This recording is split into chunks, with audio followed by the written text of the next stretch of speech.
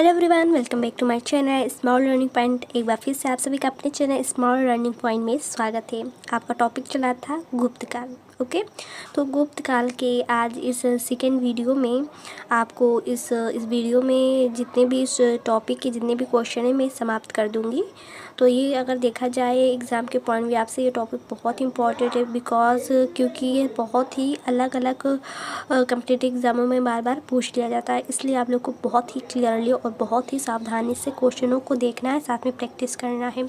तो दो फ़ायदे होते हैं, plus topic wise question important पता चलते हैं, दूसरा आप लोग को अच्छे से रिहर्सल हो जाती है। ओके, चलिए क्वेश्चन स्टार्ट करते बिना टाइम को वेस्ट किए हुए। यहाँ फर्स्ट क्वेश्चन है, कह रहा है नालंदा विश्वविद्यालय की स्थापना का युग था, तो आपको बता दें गुप्त काल था। अगला है गुप्त युग में भू राजस्व की दर थी, तो उपज का छठा भाग था। नेक्स्ट है नगरों की जो क्रमिक पतन किस काल की एक महत्वपूर्ण विशेषता थी, तो यहाँ देखिए गुप्त काल की हो जाएगा। क्या हो जाएगा? गुप्त काल की।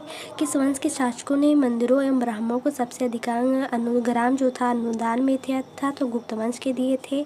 अगला प्रश्न, दिल्ली के महरौली जो कुवत उल इस्लाम मस्जिद है के प्रांगण में स्थित एक प्रसिद्ध लोह स्तंभ है, वो किसकी स्मृति में है? ठीक है, तो यहाँ कह रहा है चंद्र, तो चंद्र इज द राइट ऑप्शन हो जाएगा। अगला प्रश्न है कालिदास द्वारा रचित मागधनिमित्तम नाटक का नायक कौन था, तो आपको बता दें अग्निमित्र था। कौन था? अग्निमित्र था। अगला प्रश्न है समुद्रगुप्त की सैनिक उपलब्धियों का वर्णन उसके पास अभिलेख में उपलब्ध है, तो किस अभिलेख में उपलब्ध है? एरड़ अभिलेख, गया, नालंदा, प्रयाग, तो इसमें प्रयाग हो जाएगा राइट ऑप्शन। ओके, अगला प्रश्न है निम्नलिखित में किस काल में स्त्रियों की पुरुषों से बराबरी की गई है, तो गुप्त काल में की गई है। अगला प्रश्न देखने को मिलता है कि कौन सा राजवंश हूणों के आक्रमण से अत्यंत विचलित हुआ था, तो वह गुप्त काल था। ठीक है, तो गुप्त काल के ये ऐसे क्वेश्चन है जो कि बहुत ही इंपॉर्टेंट है एग्जाम के पॉइंट व्यू आपसे। नेक्स्ट क्वेश्चन कह रहा है निम्नलिखित में से कौन सा नाटक कालिदास ने नहीं लिखा था, तो आपको बता दें जानकी हरण नहीं लिखा था, बाकी आपका मालविकाग्निमित्रम, अभिज्ञान संकुतलम और विक्रमोर्वशीयम ये तीनों लोग लिखे थे। अगला प्रश्न है अजंता गुफाओं की सरीखी जैसी गुफाएं मध्य प्रदेश में कहाँ हैं? बाग, उदयगिरी, मांडू कहाँ, तो आपको बता दें बागधार में है। गुप्त वंश ने अवधि के शासन किया कितने वर्ष से कितने, तो यहाँ देखेंगे आपका राइट ऑप्शन ए होगा, बाकी का आपका ऑप्शन हो जाएगा। यानी कि इन्होंने 319 से 500 ईस्वी तक गुप्त वंश के अवधि तक शासन किया था। अगला प्रश्न है बाल विवाह की प्रथा आरंभ हुई थी मौर्य काल में, कुषाण काल में, गुप्त काल में, तो आपको बता दें बाल विवाह की जो प्रथा थी वो गुप्त काल में प्रारंभ हुई थी। सोने के सिक्के अगर देखें सर्वाधिक सिक्के किस काल में जारी हुए थे? गुप्त काल में हुए थे। ठीक है, गुप्त काल में हुए थे। अगला प्रश्न रूपीय भाषा के अनुवादित प्रथा भारतीय ग्रंथ कौन सा था? भगवद गीता, अभिज्ञान संकुलम, कुमार संभवम, कामसूत्रम, तो यहाँ आपको हो जाएगा बी ऑप्शन अभिज्ञान संकुलम। ठीक है, अनुवादित प्रथम भारतीय ग्रंथ कौन सा था? अभिज्ञान संकुलम। प्रश्न है सती प्रथा का पहला उल्लेख कहाँ मिलता है, तो आपको बता दें एरड़ अभिलेख में मिलता है।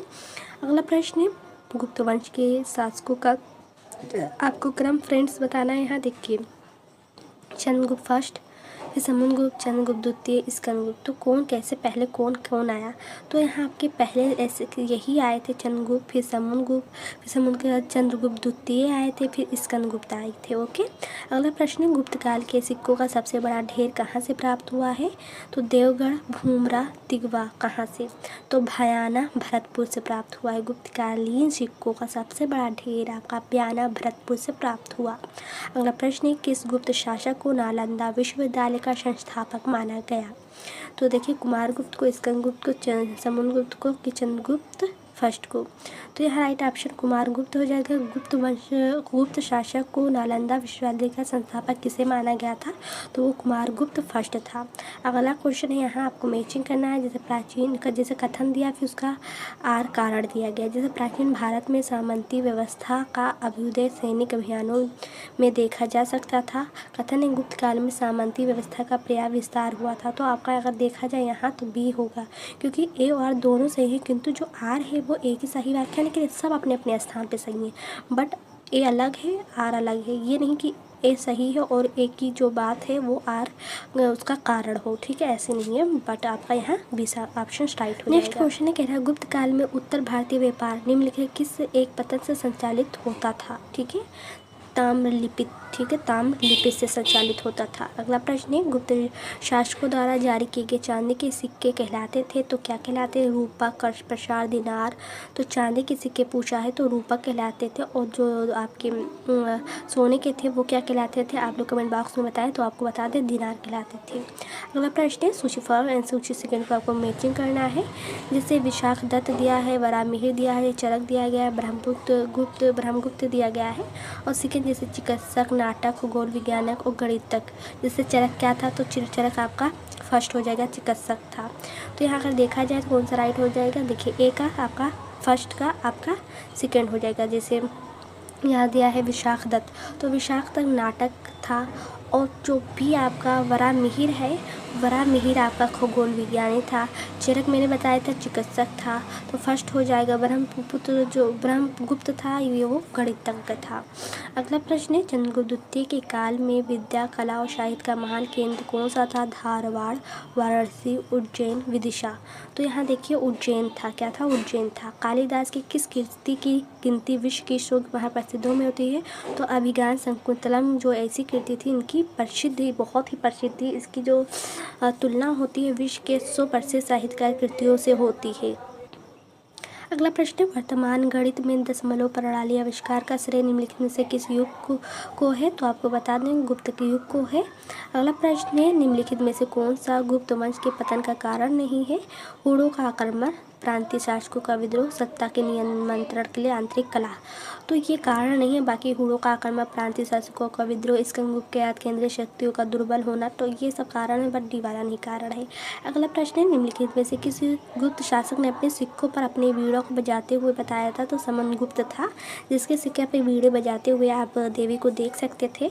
अगला प्रश्न है, वह प्रथम भारतीय विद्वान कौन था जिसने गणित को एक पृथक विषय के रूप में बताया? तो वो आर्यभट्ट था। गुप्त कालीन पुस्तक नवनीत का संबंध है तो किससे है? तो आपको बता दें, चिकित्सा से है। नवनीत कम तो चिकित्सा से है। अगला प्रश्न, तांबा का सिक्का जारी करने वाला पहला गुप्त शासक कौन था?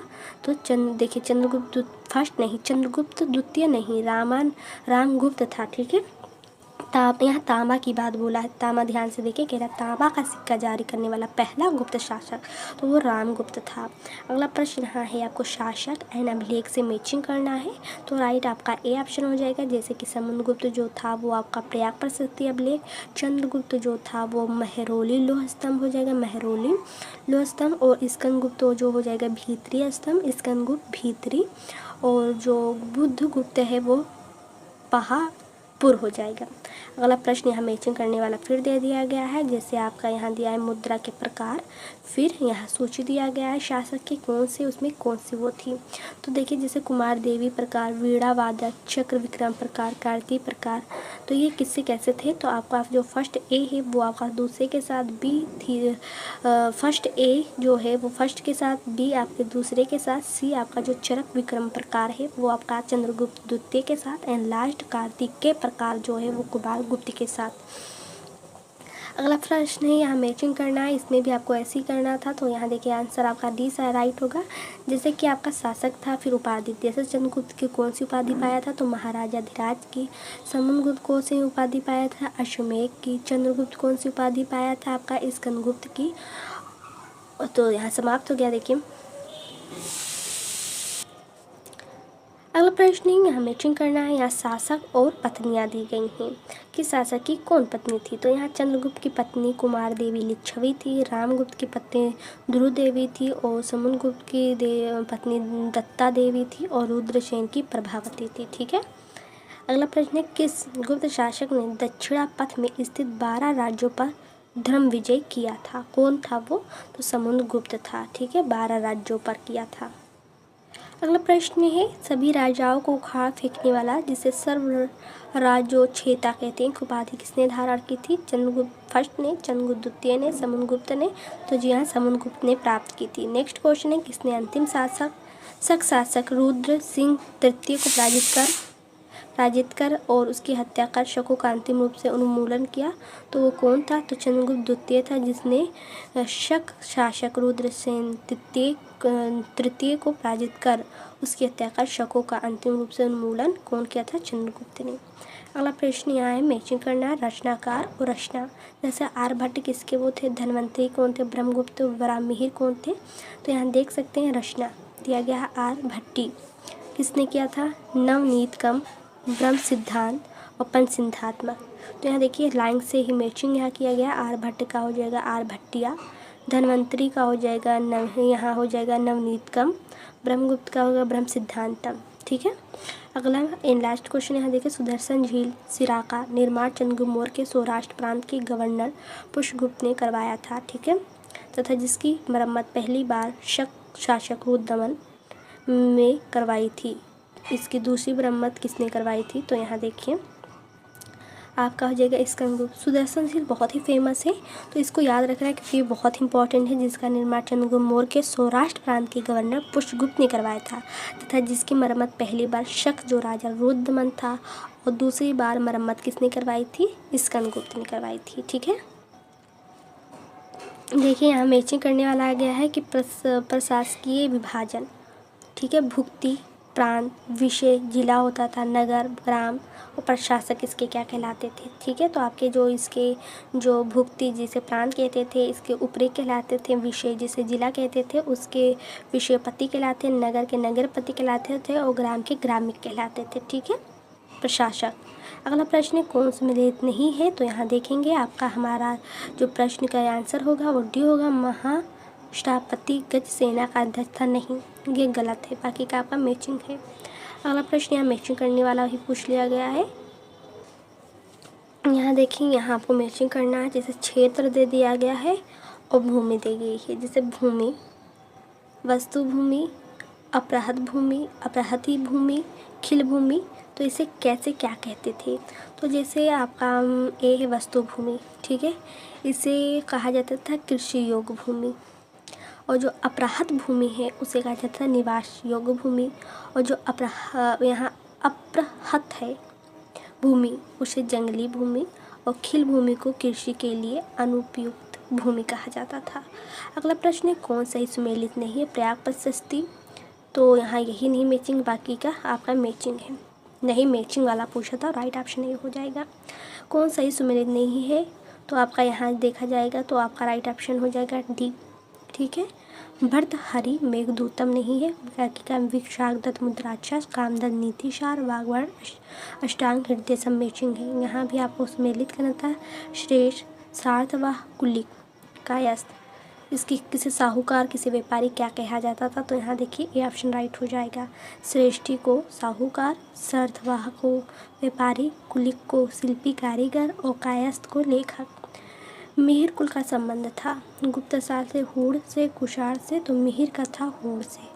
कन्नौज को सर्वप्रथम महत्ता प्रदान करने वाले थे मोर, गुप्त, मोखरी, तो मोखरी थे। गुप्त राजा जिसने विक्रमादित्य की पदवी ग्रहण की थी वो कौन थे? तो आपके थे चंद्रगुप्त द्वितीय, जिसने विक्रमादित्य की उपाधि पदवी ग्रहण की थी। अगला प्रश्न है कुतुब मीनार के निकट स्थित जो लौह स्तंभ है वैज्ञानिकों का ध्यान क्यों खींच रहा है? क्यों खींच रहा है? उसकी उंगरोधकता के कारण। ठीक है, अगला प्रश्न यहाँ है कह रहा प्राचीन भारत में गुप्त काल से संबंधित गुफा चित्रांकन के केवल 2 उदाहरण उपलब्ध थे। अजंता की गुफाओं में किया गया चित्रांकन गुप्त काल के चित्रांकन। दूसरा अवशिष्ट उदाहरण किस स्थान पर है? तो पहला अजंता होगा, दूसरा क्या हो जाएगा आपका वाघ गुफाएं। तो 2 उन्होंने चित्रांकन किए थे, पहला तो आपका अजंता और दूसरा पूछा था तो वाघ गुफा हो जाएंगे। कई लोग एलोरा लगाएंगे पर रॉन्ग हो जाएगा। अगला प्रश्न है पुनरावर्धन भूमि किसे कहा जाता था? या यहाँ पूछा गया कहाँ स्थित थी? तो उत्तर बंगाल में स्थित थी। कहाँ? उत्तर बंगाल में। अगला प्रश्न है परम भागवत उपाधि धारण करने वाला प्रथम गुप्त शासक था परम, तो यहाँ आपका हो जाएगा समुद्रगुप्त। ठीक है, Samudragupta is the right option हो जाएगा। Samudragupta is the right option हो जाएगा। तो इस तरीके से आज का आपका टॉपिक गुप्तकाल यहाँ समाप्त होता है। तो ये गुप्तकाल के ऐसे क्वेश्चन थे जो कि काफ़ी बार एग्ज़ाम में देखने को मिल जाते हैं। कह लें तो एग्ज़ाम के पॉइंट भी आपसे बहुत ही इंपॉर्टेंट है। तब तक के लिए इतना ही, नेक्स्ट वीडियो में मिलेंगे नेक्स्ट टॉपिक के साथ। तब तक के लिए इतना ही। Thank for watching this video. अगर वीडियो पसंद आए तो वीडियो को लाइक करें, शेयर करें, कमेंट्स करना ना भूलें और हमारे चैनल को सब्सक्राइब करें, साथ में बेल आइकन को प्रेस करें।